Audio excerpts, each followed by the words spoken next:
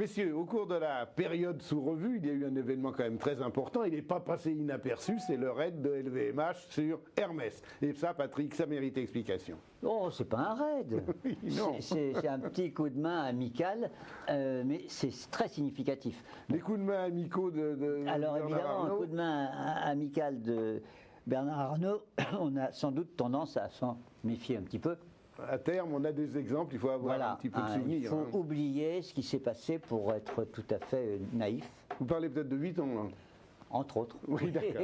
Bon alors, Hermès. Bon, Hermès, donc intervention dans le capital de Bernard Arnault sur une société qui est vraiment la société de luxe pur qui existe en France, qui est une société, rappelons-le, en commandite par action, donc sur laquelle justement un raid ne peut pas provoquer une OPA classique. Donc c'est quelque chose qui fait que Hermès est sous surveillance.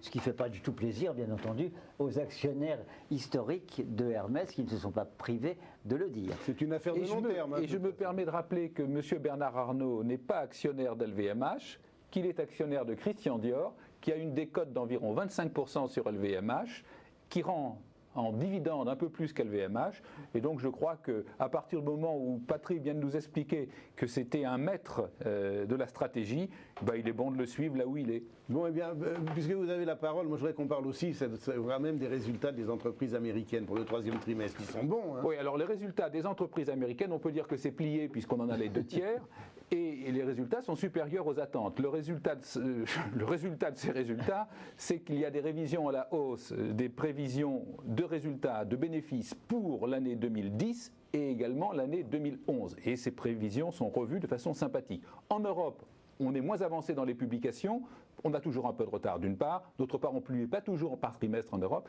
mais néanmoins c'est dans le même sens. Ce qui me semble plus important à faire remarquer, c'est qu'en fait la croissance des chiffres d'affaires des entreprises européennes est de 6,5% sur le trimestre. Vous savez tous qu'en Europe on a une inflation qui est d'environ 1,5. Qu'est-ce que ça veut dire? Ça veut dire que nos belles entreprises ont réussi, en dépit de la force de l'euro, à développer leur chiffre d'affaires à la grande exportation, et c'est bien entendu beaucoup plus sain quand la croissance des résultats passe par la croissance des chiffres d'affaires que quand elle passe uniquement par la croissance des marges. On n'est pas sorti de la crise, c'est vrai, mais enfin il y a quand même parfois des bonnes nouvelles, messieurs. Je vous remercie.